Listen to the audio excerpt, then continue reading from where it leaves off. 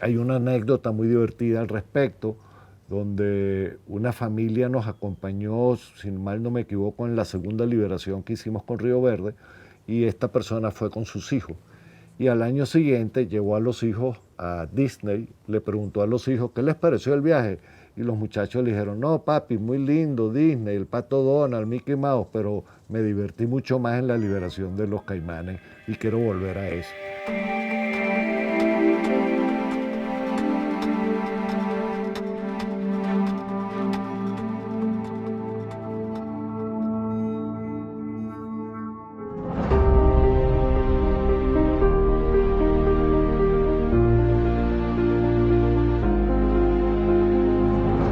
La gente siempre me pregunta por cómo llego yo al mundo de los cocodrilos y hay una anécdota muy divertida. Yo soy biólogo de profesión y tengo un posgrado en manejo de fauna silvestre, biólogo de la Universidad Central de Venezuela, y el posgrado lo hice en manejo de fauna silvestre y acuática en la Universidad Simón Bolívar. Cuando trabajaba en Profauna, el Servicio Autónomo de Fauna, el extinto Ministerio del Ambiente y de los Recursos Naturales Renovables. Pero yo me remonto a años anteriores. Cuando estudiaba biología, tuve la oportunidad de tomar una materia con el profesor Johannes Hastig, que es el padre de la conservación en Latinoamérica, él es finlandés. Y la última salida de campo era al Hato el Frío, en el estado Apure. Y la última noche era censos de babas en el Hato el Frío.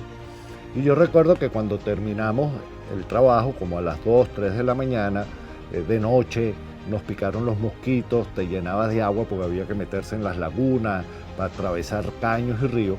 Yo agarré y dije en la mañana siguiente, yo nunca voy a trabajar con cocodrilos. La noche para mí era otra cosa, yo estoy hablando cuando tenía 20 y tantos años, y decía, la noche es para ir a bailar, conseguir novia o tomarse unos tragos con los amigos. Cuando recibo mi título de biólogo, recuerdo que en el año 1988, un 17 de diciembre, nos han contratado para censar babas. Entonces terminé trabajando con los cocodrilos, pues estoy hablando del año 89, si mal no me equivoco. Cuando entro a Profauna, el primer trabajo que me dieron fue hacer el Censo Nacional de Babas, porque las babas estaban sometidas a aprovechamiento comercial, sus poblaciones silvestres, y no se había hecho un estudio de la abundancia o del impacto de las cosechas silvestres sobre las poblaciones. Y yo tuve la oportunidad, me dieron la responsabilidad de liderar ese programa. Estoy hablando del año 90-92. Y en el año 92, el doctor José Luis Méndez Arocha, que era el director de Profauna en aquel entonces, me financia asistir a la primera reunión del Grupo Mundial de Cocodrilos del UICN en Zimbabue, en África. Yo nunca me imaginé que podía estar en África. Y asistí a ese Congreso Mundial a exponer los resultados de nuestro estudio de las poblaciones de baba en Venezuela. Mi primera impresión es que al llegar a Zimbabue, realmente fue en la ciudad de Victoria Falls, donde hay una de las cataratas más famosas del mundo, es que me encuentro con todos aquellos investigadores mundiales de los cuales yo tuve que leer y aprender. Y recuerdo que como anécdota también, me acerqué a ellos a conocerlos y ¿quién es este? Este muchacho es nuevo, primera vez que lo vemos aquí. En esa misma oportunidad, el presidente del grupo era Harry Messel, un australiano, y me llevan a la habitación de Harry, que era la suite presidencial en el Hotel Elephant Castle en Victoria Falls, y Harry querían involucrarme dentro del comité permanente del Grupo Especialista de Cocodrilos del UICN como parte del gobierno, como el representante del gobierno de Venezuela. Y recuerdo que Harry en una de esas me preguntó, ¿tú hablas inglés? Y yo le digo, sí, sí, sí. Y yo no hablaba el inglés que hoy por hoy hablo. Y Harry dice, perfecto, lo aceptamos. Desde el año 92 yo he venido siendo miembro del Grupo Especialista de Cocodrilos UICN. He pasado por diferentes cargos. Fui representante por Venezuela, después pasé a vicepresidente regional, después tuve como 15, 16 años como presidente regional y actualmente soy reconocido como el experto en comercio para Latinoamérica, en lo cual me he dedicado parte de mi tiempo en los últimos años a evaluar el impacto del comercio de pieles de cocodrilos, principalmente de Latinoamérica hacia el mundo.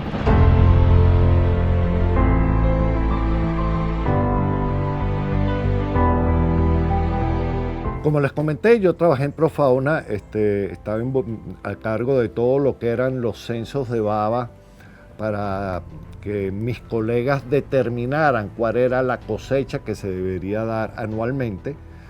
Y con el tiempo hicimos una asociación, Profauna hizo una asociación, un convenio con la Universidad Central, con el Instituto de Zoología Tropical en aquel entonces, en la cual el trabajo que yo tenía que realizar como director de especies comerciales, lo realizara la universidad con sus profesores, sus investigadores, sus técnicos y en algunos casos hasta con los estudiantes. Ese proyecto, ese convenio duró aproximadamente unos 6-7 años y tuvimos la oportunidad de hacer estudios que permitieron evaluar el impacto de las cosechas, donde demostramos que el programa venezolano era único en el mundo, el cual fue copiado en Bolivia, en Paraguay, en Estados Unidos, y se intentó implementar en Australia, pero al finalmente la filosofía del australiano no lo permitió. Yo me voy de Profauna, sigo haciendo el trabajo con la Universidad Central y entre los años 2005 y 2008 yo me involucro con el convenio de CITES, que es la que regula todo el comercio internacional de flora y fauna. Tuve la oportunidad de ser postulado para representar Latinoamérica y el Caribe en el Comité de Fauna y estuve 3 años representando a nuestra región. Ahí se discutía todo lo que tiene que ver con el comercio de fauna y flora, pero en el caso particular con la fauna. Y recuerdo que estaba en una reunión en Perú del Comité de Fauna. Llega el jefe de fauna de CITES, un británico, David Morgan, y un holandés, Tom de Melenaer, y me dicen: si tú logras sacar una lista, te brindamos la cerveza esta noche. El Comité de Fauna tenía 10 años sin producir la lista, nunca se ponían de acuerdo. Para hacer el cuento corto, yo logro sacar una lista de 20 especies y al final, cuando llegamos al acuerdo, como a las 5 de la tarde, preparo mi informe con el japonés, lo imprimimos y me voy al salón donde estaba la secretaría y le digo a David Morgan y a Tom de Melenaer: aquí está mi reporte, aquí está la lista de 20 especies, y se quedaron sorprendidos. Y les dije: ahora la cerveza no me la vas a pagar esta noche, me la pagas por el resto de la semana.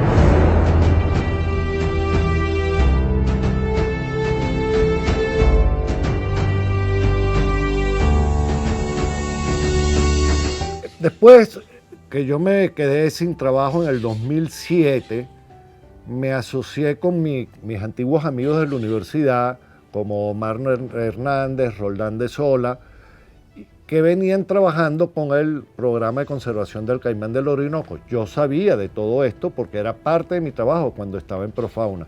En Profauna yo le hacía el seguimiento a los criaderos de caimán del Orinoco, como el caso de Mazaguaral, Puerto Miranda, el Hato El Frío, el Hato El Cedral. Y Omar, que es el director general de FUDESI, tenían un acuerdo, un convenio con Puerto Miranda y con el Hato Mazaguaral, donde ellos llevaban todo el programa de conservación de esas dos instituciones, conjuntamente con el Ministerio del Ambiente. Y me uno a ese equipo a trabajar y empiezo entonces a formar parte del grandioso equipo de conservación del caimán del Orinoco. Eso nos permitió a nosotros, o me permitió involucrarme ya en trabajo de campo, en trabajo científico que venía ya desde hace mucho tiempo, vamos a decir, un poco olvidado dentro de mi ejercicio profesional. Empezamos entonces a diseñar estrategias para la búsqueda de fondos. Conseguimos financiamiento de un organismo en los Estados Unidos que se llama CrocFest, que hace un evento cada 6 meses donde al final se hace una subasta y todo el dinero va destinado a proyectos en particular. Conseguimos en el 2016 que nos financiaran el Censo Nacional de Caimán del Orinoco. En una oportunidad nos invitan desde Colombia a hacer una investigación en todo lo que es el río Arauca, la frontera de Venezuela, estoy hablando de 350 kilómetros, donde se iban a estudiar aves, toninas, peces y tortugas continentales, y la parte de Caimán del Orinoco me correspondía a mi persona, donde pasamos una semana navegando el río Arauca durmiendo en un barco especializado.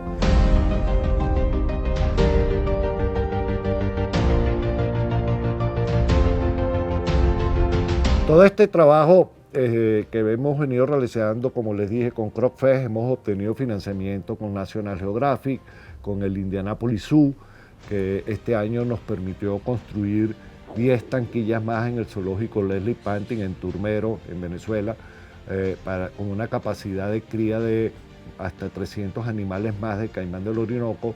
Con esto nosotros vamos a estar aumentando la cantidad de individuos que vamos a repoblar los diferentes ríos en el país. Hemos logrado con el programa de liberación o reintroducción de caimán del Orinoco en Venezuela el establecimiento de 4 nuevas poblaciones en sitios donde no existía la especie, había desaparecido, reproductivamente activas, donde intentamos todos los años ir y colectar los recién nacidos. En el caso del río Capanaparo estamos trabajando con las comunidades indígenas aledañas al río, donde los indígenas se alimentan tanto del caimán, cazando individuos de pequeñas tallas, como de comerse los huevos. Entonces le hemos estado tratando de cambiar esa percepción o esa manera de vivir, intercambiando alimento por crías, y que ellos vean que tener vivo un caimán es más beneficioso que comérselo. Y también hemos logrado, por ejemplo, asociaciones con zoológicos. En este caso en particular, con el zoológico Crocodile Zoo en Dinamarca, en el cual ellos, es un zoológico especializado de cocodrilos, tienen 23 de las 27 especies del mundo, y ellos habían obtenido 6 hembras del caimán del Orinoco que nacieron en Estados Unidos de una pareja que se envió en los 90 al Aquarium de Dallas, que solamente producían hembras. René Hidegard, el director y dueño del zoológico en Dinamarca, obtuvo estas 6 hembras y requería los machos para iniciar un plantel de cría éxito en Europa, donde todas las crías van a ser devueltas a Venezuela para formar parte del programa de reintroducción. Soy miembro del grupo de especialistas de cocodrilos de la UICN desde el año 92, escalado diferentes posiciones. Es un logro que no me imaginaba. O sea, como les comenté, mi primer viaje fue a Zimbabue, pero he tenido la oportunidad de conocer todas esas personas que en algún momento en la vida tuve que leer.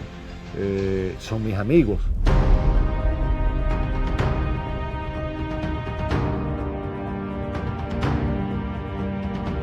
Nosotros conformamos un grupo de especialistas de cocodrilos de Venezuela en el año 2000. Actualmente soy su presidente, tengo 5 años en ese cargo, y dentro de las actividades que realiza el grupo es fomentar el estudio y la conservación de las diferentes especies de cocodrilos que tenemos en Venezuela. Hemos dictado 12 cursos totalmente gratis, de los cuales 8 han sido dirigidos a estudiantes de biología, veterinaria, zootecnia o ingenieros de recursos naturales, y otros 4 cursos a funcionarios del Ministerio del Ambiente, staff de los diferentes criaderos de caimán del Orinoco, funcionarios guardaparques de parques, en los cuales lo que estamos buscando es que se unan a esta labor conservacionista y que apoyen todo el trabajo que estamos realizando, y por otro lado con los estudiantes generar la generación de relevo, que en los actuales momentos es bastante difícil.